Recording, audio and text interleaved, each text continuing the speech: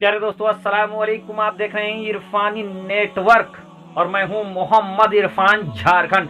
दोस्तों, आज एक ऐसी सनसनीखेज वीडियो लेकर आपके सामने आया हूं दोस्तों, जो वसीम रिजवी उर्फ जितेंद्र नारायण सिंह त्यागी के ऊपर है।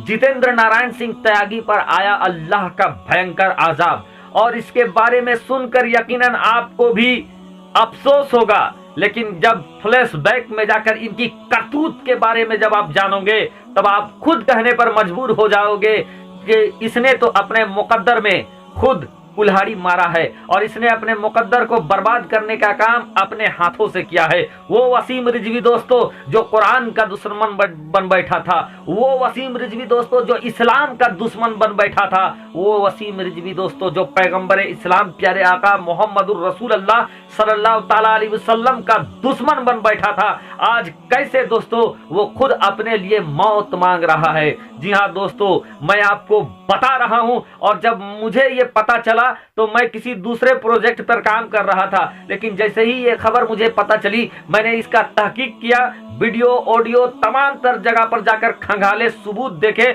और तब मुझे पता चला कि ये बिल्कुल 100% सही है। क्या हुआ वसीम रिजवी के ऊपर दोस्तों, जो बड़े अकड़ के साथ जितेंद्र नारायण सिंह त्यागी बना था, वो बड़ा अकड़ के साथ सुप्रीम कोर्ट पहुंच गया था कुरान मुकद्दस को बदलने के लिए, लेकिन अल्लाह की ऐसी मार, ऐसी फटकार पड़ी थी दोस्तों कि कुरान मुकद्दस का एक हरूफ तो बदल नहीं पाया, बल्कि रब तबारक व तआला ने उसके धर्म को ही बदल दिया। अब क्या मार पड़ी है दोस्तों, कैसे वो अपने लिए मौत मांग रहा है, पूरी बात आप तक पहुंचाएं। पूरी अल्लाह के आजाब और अल्लाह की मार कैसे पड़ती है किसी के ऊपर दोस्तों, और कैसे जब अल्लाह की मार पड़ती है तो वो बिलबिलाने लगता है, दुनिया में कोई भी उसका मददगार नहीं बचता है दोस्तों। आज वसीम रिजवी के साथ भी ऐसा ही हुआ है, और ये बात मैं नहीं बल्कि वसीम रिजवी खुद अपनी जुबानी बोल रहा है, राष्ट्रपति तक लिख चुका है, और योगी आदित्यनाथ जो कि सीएम है उत्तर प्रदेश के, उनके बारे में भी बात कह रहा है वसीम रिजवी। क्या है पूरी जानकारी आप तक पहुंचाए, लेकिन आप अगर ये आपको यकीन था कि वसीम रिजवी पर अल्लाह की लानत आने वाली है, अल्लाह का गजब वसीम रिजवी पर गिरने वाला है, कुरान की फटकार पड़ने वाली है वसीम रिजवी पर, ये आपको पहले से खबर था दोस्तों, तो ये लिखे, ये है कर अपने ही करनी का फल है, नेकी और बुराइयां आपके ही साथ साथ चलेंगी, आपकी परछाइयां। वसीम रिजवी उर्फ जितेंद्र नारायण सिंह त्यागी, आज उसका दर्दनाक हाल क्या है जानते हैं? आज मैं बड़ा शॉक्ड हो गया, हैरान हो गया कि जो सुप्रीम कोर्ट गया था कुरान मुकद्दस से 26 आयत को हटाने के लिए, सुप्रीम कोर्ट गया था कि कुरान मुकद्दस से इन 26 आयतों को हटा दीजिए, सुप्रीम कोर्ट ने उल्टा उसके उस याचिका को खारिज करके उसको 50,000 का जुर्माना ठोका था दोस्तों। तो वही जिस सिया धर्म का वो बहुत बड़ा चेयरमैन बनता था, लोगों ने उसके जीते जी उसके जो हयाती कब्र होते थे, उस हयाती कब्र को तोड़ डाला था। उसके बाद इसने सोचा कि हम दूसरे मजहब में चल जाएंगे, हमको सपोर्ट मिल जाएगा, ताकत मिल जाएगा, इसने मजहब को तब्दील कर लिया। लेकिन मजहब को तब्दील कर लिया, मुकद्दर को कैसे तब्दील करोगे? वसीम रिजवी ने दोस्तों एक ऑडियो बयान जारी किया है, खुला ऑडियो बयान जारी किया है, और उस बयान में वो कह रहा है, और उसका चेहरा मोहरा बिल्कुल बदल चुका है, वो उसके अल्फाज जो है वो सही अदा भी नहीं हो रहे, लगता है दांत झड़ गए हैं।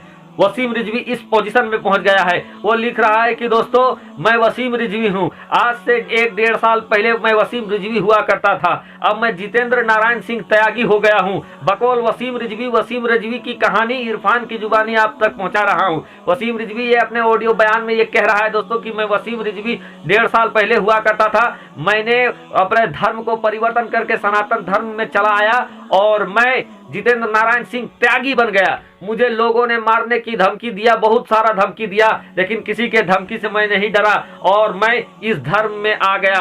आने के बाद मेरे ऊपर बहुत सारे केस मुकदमा डाल दिए गए थे, और मुझे फंसाने के लिए ये केस मुकदमा डाले गए थे मुल्लाओं के द्वारा। और अब मैं बता देता हूं कि अब मेरे घर में चार्जशीट मेरे ऊपर डाले जा रहे हैं। उत्तर प्रदेश के बहुत सारे जगहों का नाम लिया जहां से मेरे ऊपर चार्जशीट फाइल कर दिए गए हैं, और अब तो नौबत ऐसी आ गई है कि मेरे घर की कुर्की होने जा रही है।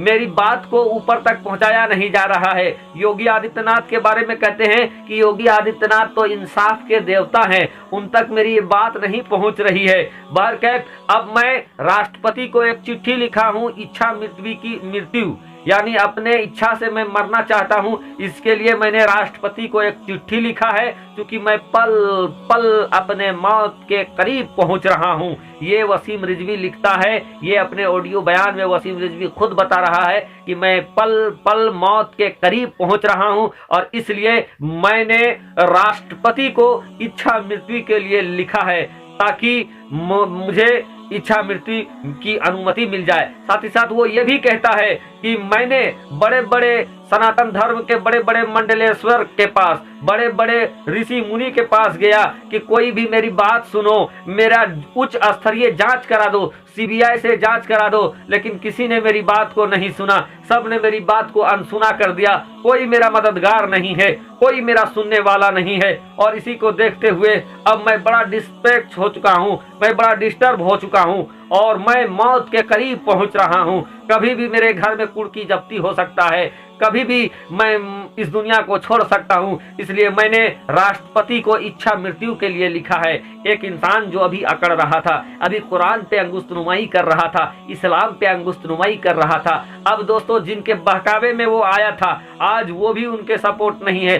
सीधी तौर पर अगर कहा जाए दोस्तों, तो एक और इस्लाम पर उलूल जुलूल बात करने वाला, जिसका नाम यति नरसिम्हानंद, आज दोस्तों यति नरसिम्हानंद के सामने ही वसीम रिजवी ने अपने धर्म को तब्दील किया था। लेकिन बकौल वसीम रिजवी वो कहता है कि बड़े बड़े ऋषि मुनि, बड़े बड़े मंडलेश्वर के पास मैंने मदद के लिए गुहार लगाया, लेकिन कोई नहीं सुन रहा है। तो इसमें तो वो भी था, इसमें तो वो भी आएगा, वो भी अपने आप को बहुत बड़ा ज्ञानी समझता है यति नरसिम्हानंद। यानी यति नरसिम्हानंद ने भी एक तरीके से दोस्तों उसका हाथ छोड़ दिया होगा, तब तो ये बात कह रहा है कि कोई मेरा सुनने वाला नहीं है। तो दोस्तों जब कुदरत की मार पड़ती है तो इंसान की औकात क्या आपको बचा ले। और यकीनन जो इंसान आज अपने जुबानी अपने लिए मौत मांग रहा है, उस पर अल्लाह का अजाब लान आ गया है। और मैं दोस्तों फर्स्ट दिन से, जिस वक्त उसने कुरान पर अंगुष्ठनुमाई किया था, इस्लाम पर बोल रहा था, मैं उस वक्त आज से 1-2 साल पहले की भी अगर मेरी वीडियो उठाकर देखेंगे तो वहां आपको ये नजर आ जाएगा कि मैं कह रहा था